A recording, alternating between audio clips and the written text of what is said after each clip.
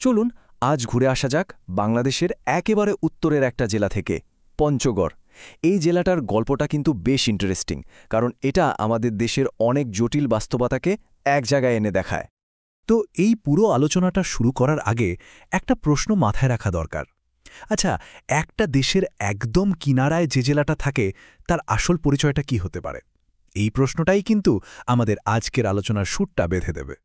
শুরু করা যাক পঞ্চগড়ের সবচেয়ে বড় যে চ্যালেঞ্জ সেটা দিয়ে, আর সেটা হলো এর সীমান্ত পরিস্থিতি।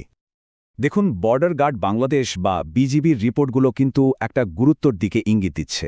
বলা হচ্ছে ভারত থেকে সীমান্ত পার করে অনেককে পঞ্চগড়ে পাঠিয়ে দেওয়া হচ্ছে, যা নিয়ে স্বাভাবিকভাবেই একটা উদ্বেগ তৈরি হয়েছে।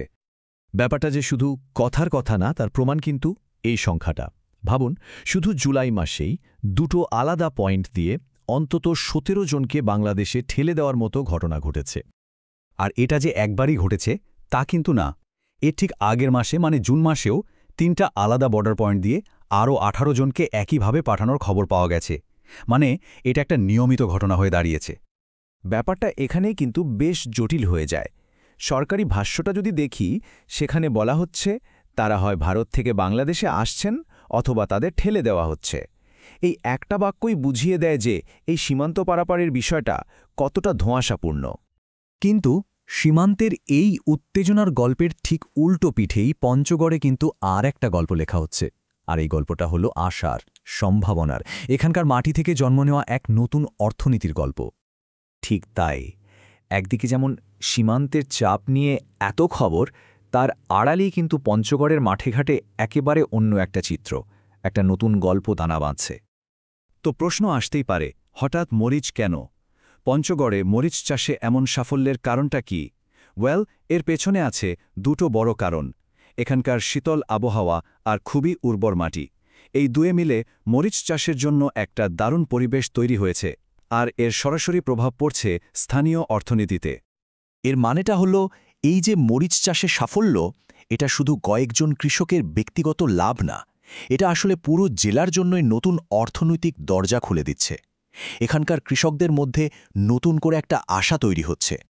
আচ্ছা, আমরা সীমান্ত নিয়ে কথা বললাম, কৃষির সম্ভাবনা নিয়েও কথা বললাম, কিন্তু এই দুটো বড় গল্পের বাইরেও তো পঞ্চগড়ের একটা দৈনন্দিন জীবন আছে, তাই না?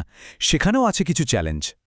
আসলে যে কোনো জায়গার পুরো ছবিটা বুঝতে হলে তো এই ছোট ছোট কিন্তু খুব গুরুত্বপূর্ণ দিকগুলো দেখতে হয়, যে জিনিসগুলো হয়তো বড় খবরের ভিড়ে হারিয়ে যায়, কিন্তু সাধারণ মানুষের জীবনে এগুলোর প্রভাব অনেক বেশি। যেমন বাস্তবতার একটা কঠিন দিক যদি দেখি, অপরাধ। সম্প্রতি একটা গণধর্ষণ মামলার প্রধান আসামিকে গ্রেপ্তারের খবর পাওয়া গেছে। এটা একদিকে যেমন আইন শৃঙ্খলা বাহিনীর সাফল্য, অন্যদিকে এটা স্থানীয় নিরাপত্তার জন্য যে একটা বড় চ্যালেঞ্জ, সেটাও চোখে আঙুল দিয়ে দেখিয়ে দেয়। কিন্তু দেখুন, চ্যালেঞ্জ যেমন আছে তেমনি এর বিপরীতে একটা ইতিবাচক দিকও আছে। এখানকার স্থানীয় মিডিয়াগুলো কিন্তু বেশ সক্রিয়। তারা শুধু অপরাধের খবরই দেয় না, বরং এলাকার শিক্ষা, রাস্তাঘাট, স্বাস্থ্য এসব জরুরি বিষয় নিয়েও নিয়মিত রিপোর্ট করে। এটা কিন্তু একটা সচেতন সমাজের লক্ষণ। তো এতক্ষণ আমরা যা যা দেখলাম, সীমান্তের টেনশন, কৃষির আশা, সামাজিক চ্যালেঞ্জ আর সচেতনতা, এই সব কিছুকে এক করে পঞ্চগড়ের ভবিষ্যৎ পথ চলাটা কেমন হতে পারে? পঞ্চগড়ের পুরো ছবিটা তাহলে অনেকটা এরকমই একটা দ্বৈততার ছবি। দেখুন, একদিকে যেমন আছে সীমান্ত অস্থিরতার মতো ভূরাজনৈতিক চাপ আর অপরাধের মতো সামাজিক চ্যালেঞ্জ, ঠিক তার উল্টো দিকেই কিন্তু রয়েছে কৃষিভিত্তিক অর্থনীতির বিশাল সম্ভাবনা আর একটা সজাগ, ওয়াকিবহাল সমাজ।